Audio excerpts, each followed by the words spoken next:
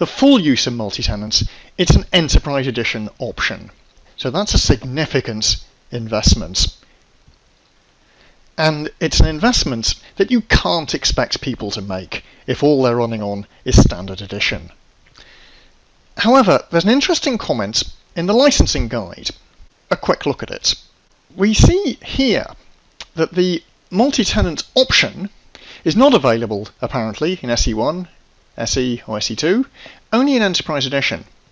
And extra cost option, allowing you to have up to 252 pluggable databases in your one container database. However, multi-tenant architecture with one user-created pluggable database, known as multi-tenant single tenant or single occupancy, is available free of charge in all editions. This means the fact that multi-tenant is coming to all of us does not necessarily mean any increase in license expenditure.